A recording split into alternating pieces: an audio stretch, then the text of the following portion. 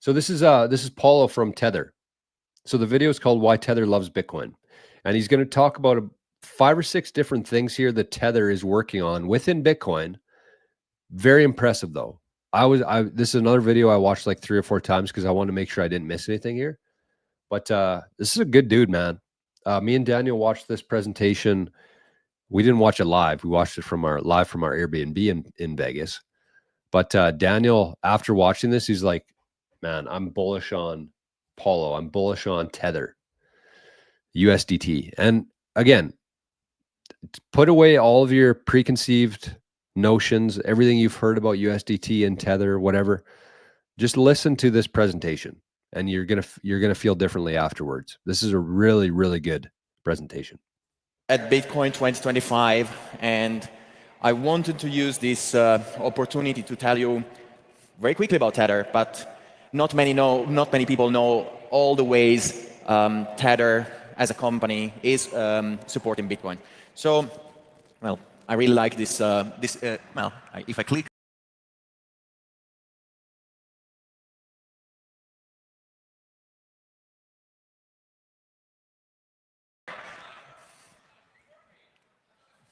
I thought I should be back. All right, nice. So, great start. All right, so this is one of my preferred images because, see, you just need to ask nicely, and then things will be given. All right, so I like this one because it shows like how I feel about Bitcoin. Is Goku, and well, I was born in the 80s, so Dragon Ball was a big part of my youth, and 90s, and we are Vegeta, right? It's friend. It's a less powerful friend, but a very helpful friend during the journey of Bitcoin. Tether is a company that started from nothing in 2014. It's a company that created the first stablecoin, USDT. The slide is slightly outdated because this morning we crossed $153 billion, so I had to give the slides 2 days ago.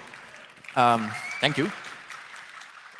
But something that I really like is the fact that before I was talking about, in a fireside chat, I was talking about this moment, basically. This moment when the pandemic happened. So during the journey of Tether USDT, so this is when Tether was only used for cryptocurrency trading. This is the pandemic, and this is basically the growth of USDT during the pandemic times. Because from being just a product used for cryptocurrency trading, became the dollar for hundreds of millions of people. And since from 2020 to 2022, we didn't even have a marketing team. So I wish I could claim that that growth was done because we were perfect, great, did advertisement. We didn't nothing about that.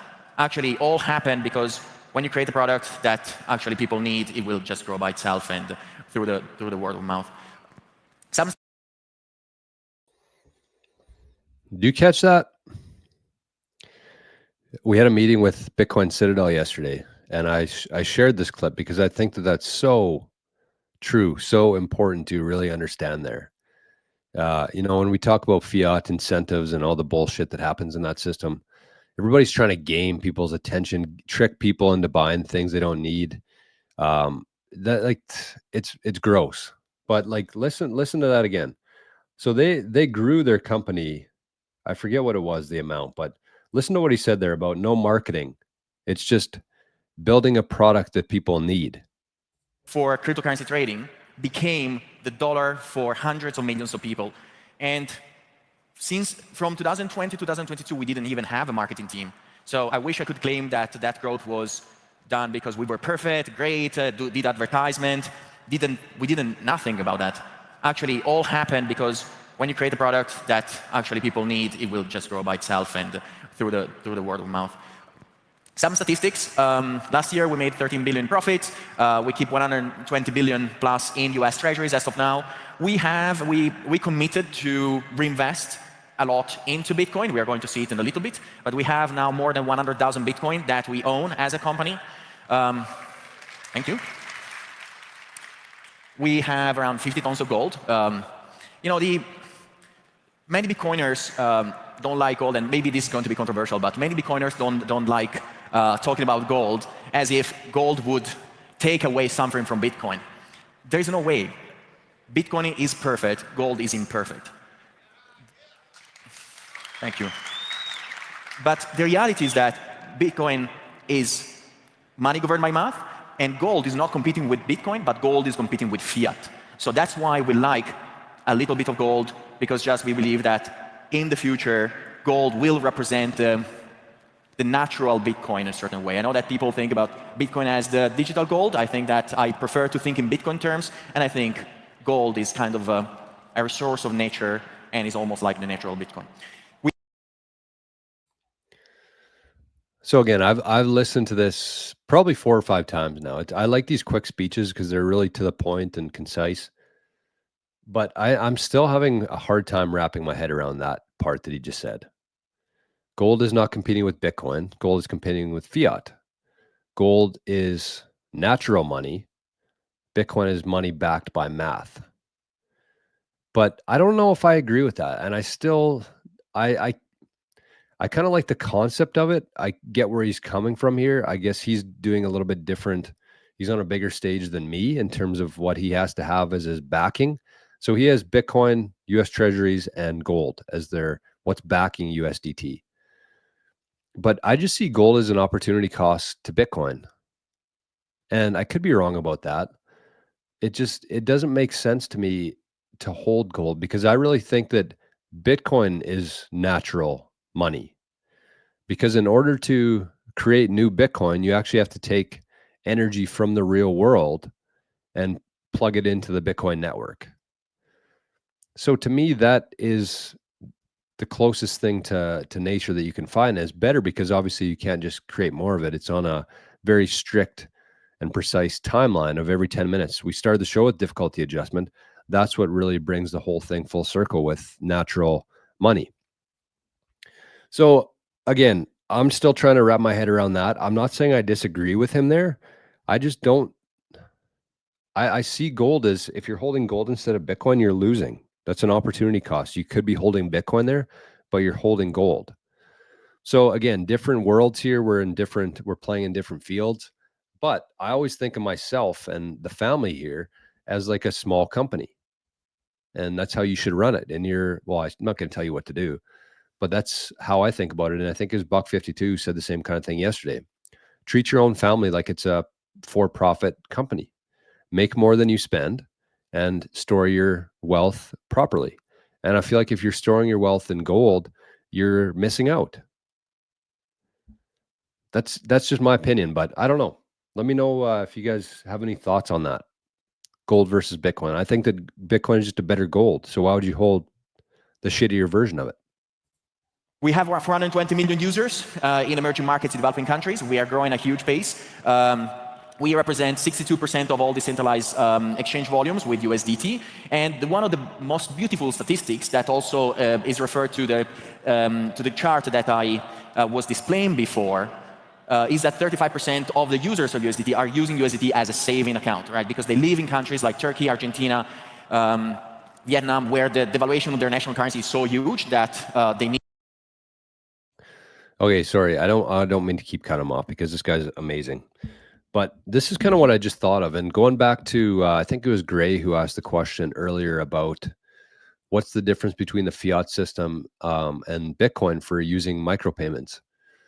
And so I think that and maybe I didn't do a good enough job of explaining this, and maybe I'll tie this into the 365 days of Bitcoin because I think that this is important to understand. So going back to that, we're talking about Tether right now, and Tether, people use Tether, people trust Tether, and people store their time and energy with Tether, with USDT, because it's backed by this. It's backed by 100,000 Bitcoin. It's backed by 50 plus tons of gold, plus the fiat dollars, $120 billion, which is no small amount there in fiat. But that's kind of what I'm trying to explain here is that the fiat dollar, the US Treasury bills, the fiat Federal Reserve notes, 120 billion, those are different than dollars. Like if the US Treasury came out and issued dollars tomorrow that are backed by Bitcoin and gold, those are two different things. So there are two different systems in terms of having to go through so many middlemen there in the fiat world that we live in now, the traditional system versus Bitcoin is a peer-to-peer using Lightning routing, peer-to-peer essentially though. And then it's also the fiat dollar, what's actually backing it, right? So with USDT and Bitcoin, so Bitcoin's a different category here itself, but USDT is actually being backed by Bitcoin. That's why people use it. That's why people trust it, is because they own 100,000 Bitcoin that back that USDT. So to me, that USDT versus the fiat, the Federal Reserve note, those are two different things, because USDT is actually backed by energy, backed by gold, and backed by Bitcoin. So the systems are different and the currencies are different there. That's kind of, in terms of the micropayments, it's the Lightning Network that's going to facilitate that than the traditional rails that we're used to. So I'm going to add this to the end of that video in 365 because I think it is a very important part of this whole thing to understand in the big picture here, that those are two different things. Need to actually, they prefer to use the dollar rather than international currency, and they use it for savings. How I feel about Tether, right? Tether is a company that is in high contrast with traditional big tech companies and traditional finance. I created this short sentence, death by 1,000 intermediaries. I believe that in finance and in big tech, we have too many intermediaries. In finance, these intermediaries are milking fees from every single financial transactions that we do in our lives. In tech, we have these big tech companies that are custodying not our money, but are custodying our data. And that, in my opinion, is the same thing. We are not self-sovereign as humans, as communities, as families, and as cities, as nations, if we don't have both control over our money and control over our data. So that's why when I think about Tether, the role of Tether is coming up with solutions, technology, and tools that will remove as many intermediaries as possible from the equation, from our lives. We are a company. So there you have it. That's exactly what I was saying. Their goal is to remove as many intermediaries between as possible.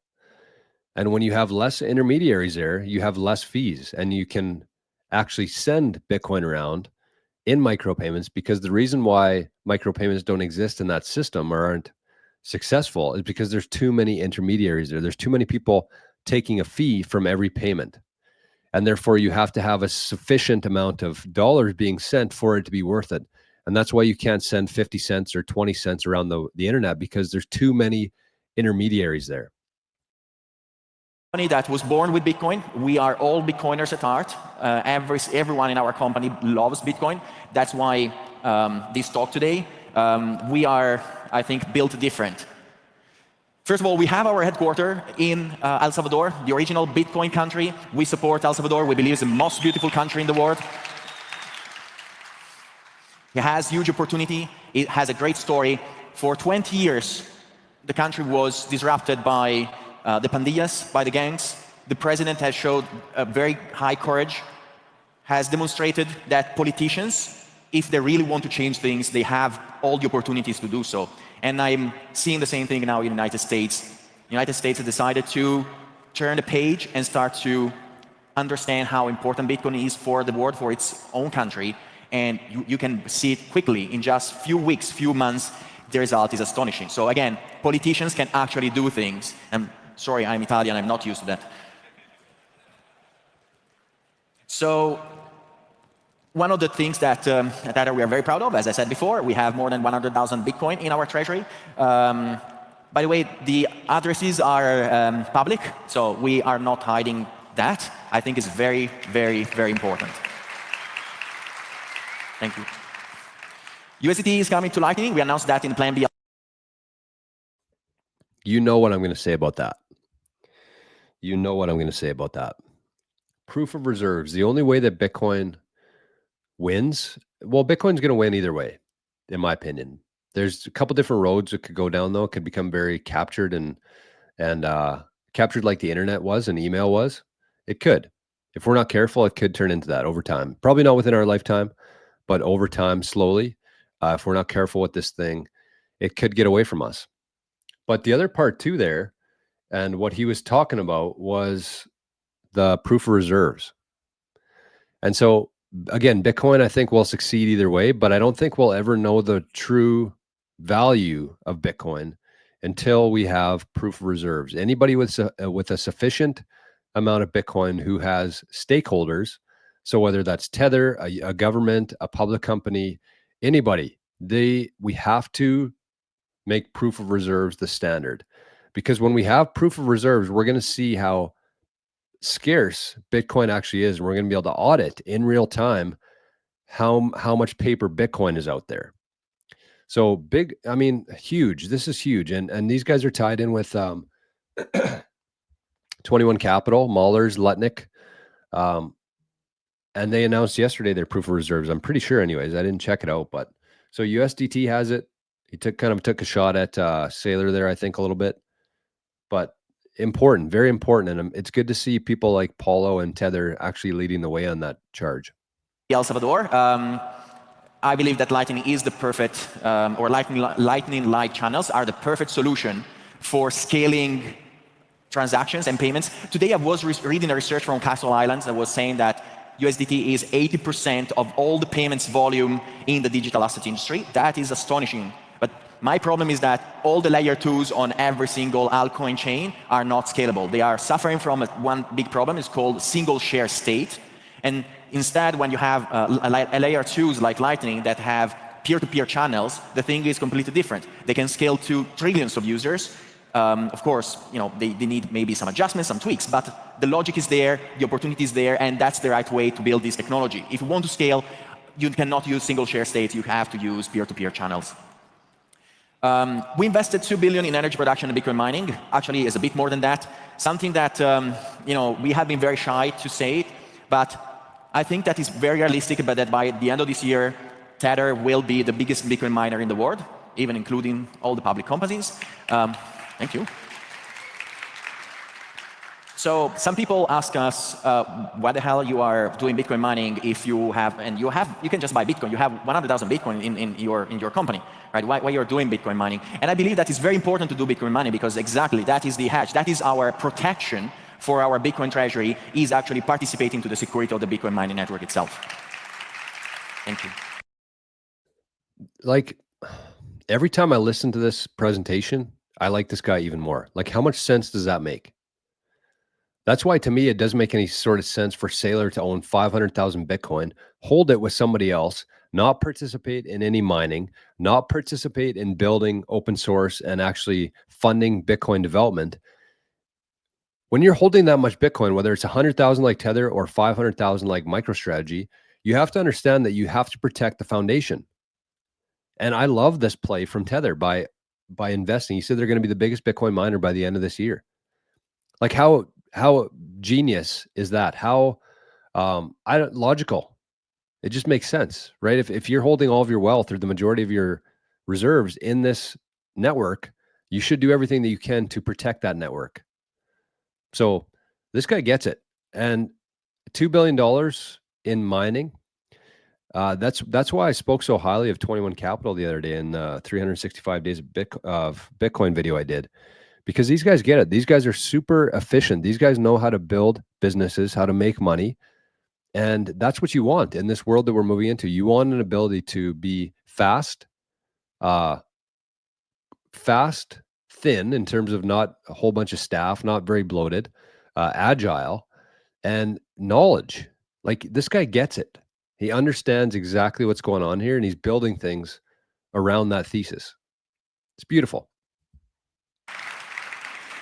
WDK is an open source wallet development kit so that we can start building consumer apps, consumer wallets, but also every company, every app, every website, every AI agent can have a non-custodial Bitcoin wallet built in. So when I read about some Bitcoin or wallet libraries anyway that ask you to input an API key to interact with a custody service, I don't believe AI agents will want or should use an API key to connect to a custody and external custody system. I want my AI agent to have a non-custodial wallet so I can grant him some money, The money is kept by the AI agent, and the AI agent will work for me, will not work under the rules and conditions on someone else. That's something that I think if we want this technology to be helpful to us and not being helpful to the corporates, then it's how it should be. We need to be sovereign when it comes to money, and when it comes to data, and when it comes to intelligence. Speaking about intelligence. Okay, I don't mean to be jumping in this much, but like this is just mind blowing to me. So they're building these this system, this infrastructure that's going to allow any app to have a Bitcoin wallet in it. Think about that. Every app, every website, every time you go on the internet at all, those websites, those apps are going to have the functionality to have Bitcoin on there. Like that alone is just mind blowing to me. So if you had an app with, let's say that I don't know, with Lightning. So let's think about this real quickly here. So let's say that our King Golf website, kinggolf.ca, we use this WBK or whatever he's talking about here. We plug Bitcoin into our website or app. I mean, this is a little bit different. This probably is already doable, but it's still mind blowing to me, the fact that you can do this. So somebody just wants or YouTube, let's say that YouTube has this built into it where they have Bitcoin and Tether into it. And somebody watching this here sees my King Golf hat and they click on that hat and they have USDT and Bitcoin in their wallet within YouTube, and they can make that purchase instantly without Shopify, without any other middlemen there or intermediaries there. They can just buy it. They can pay with USDT or Bitcoin on Lightning in seconds, final settlement, and the transaction's done. That's the speed that we're moving right now. And if you had Bitcoin, if you had Lightning integrated, this is, I mean, I've kind of thought this for a long time that this was going to happen. I just didn't know it happened this fast. But if every app had Bitcoin and USDT built into it, and you could just pay instantly for anything, that's what the internet should be. That's what Bitcoin's going to allow the internet to be. And it's cool to see people like Paulo here building it, and we get to watch this thing be built in real time. We have announced our AI platform recently. It's called QVAC. The name is taken from The Last Question. That is a beautiful short story, 14 pages, written by Isaac Asimov in 1956. I recommend everyone to read it. The ultimate question, the last question, is how may we reverse entropy in the universe? We started building a peer-to-peer AI platform that does local inference on any device, even smartwatches, can scale to any device, $30 smartphones for Africa, any flagship phone, any laptop, any mainframe server, and all that. And we believe it's the right approach to try to create an AI system, an intelligent and infinite intelligence system that is actually helpful for society and not for corporates that are going to milk your data and take your data, become super rich with your data, and giving nothing back to you. Thank you. Synonym, for who does not know that, is a company that is run by John Carvalho, is Bitcoin first company, building Bitcoin first tools. 21, we talk about it. Jack Mallers is the CEO, Cantor, Tether, SoftBank. It's a beautiful fellowship. I'm a big fan also of the Lord of the Rings, so I'd like to call it that. This is Giacomo Zucco. He probably does not know that. I have him on this slide. So Tether also invested and is the biggest backer of the Plan B network. Plan B is, I was told that in the US, Plan B means something else. But still, I think it's a great brand that, means that everyone should have a Plan B in case the Plan A fails. And what we want to teach with the Plan B educational initiative is the fact that you need to have tools, monetary tools, hence Bitcoin, and technological tools, hence peer-to-peer connectivity and telecommunication technology, in case everything around you fails you, right? I hate the fact that money and technology is built for the best case scenario, while we want money and technology that will help us in the moment we need it the most, that is the worst case scenario. We drive Bitcoin education with universities. We partner with tens of different universities and to drive Bitcoin education. Recently, we announced our second grant to support BTC Pay Server. That is an open source project that handles Bitcoin payments. It's a great one. I really recommend everyone to use it. We have been entering a partnership with our brand, with our collaboration with the Lugano seat in Switzerland, where we have a boutique conference called Plan B, we enter in collaboration also with the Lugano Football Club so that we can bring the Bitcoin brand to every single football match in Europe. We have launched with Fulgur a Plan B fund, a venture fund, to invest in Bitcoin startups. Recently, through our great friends and partners at Rumble, Tether invested $775 million in Rumble. They have a Bitcoin treasury themselves. We are collaborating to launch a Rumble wallet that will be a Bitcoin first and a little bit of stablecoins wallet for the people, not for geeks and nerds only, but for the people that need to approach the first time the usage of Bitcoin. Kit is our, thank you. Kit is our peer-to-peer communication app. It's still in alpha mode, but is the proof that you can do very high-scale peer-to-peer telecommunications with voice, chat, whatever. There is a great Bitcoin chat channel with thousands of people and tens of millions of messages and videos, photos, audio messages, all shared in this chat across these thousands of people without any central server. So that is the living proof that cloud is not our friend. It's something that was told us, imposed on us, and is just there as an illusion to milk our data. Thank you very much. I know that it took a bit more time, but peer-to-peer telecommunications with voice, chat, whatever. There is a great Bitcoin chat channel with thousands of people and tens of millions of messages and videos, photos, audio messages, all shared in this chat across these thousands of people without any central server. So that is the living proof that cloud is not our friend. It's something that was told us, imposed on us, and is just there as an illusion to milk our data. Thank you very much. I know that I took.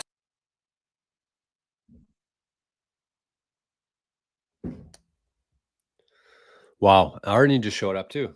Hey, Arnie. Sleepyhead. Sleepyhead Arnie's back. Okay, so how powerful is that? I mean, I think that was the perfect way to, perfect direction to go today. Because when you hear things like that, when you see things like that presentation there, it's impossible to be bearish on anything. He covered 20 different things there in less than 20 minutes, all massive in their own way. And even the last one there, Keat. I've used Keat before. It's still pretty rough, but that's not the point. The point is that these things are being built. That's why I titled the show today, Open Source and Bitcoin Will Free Us.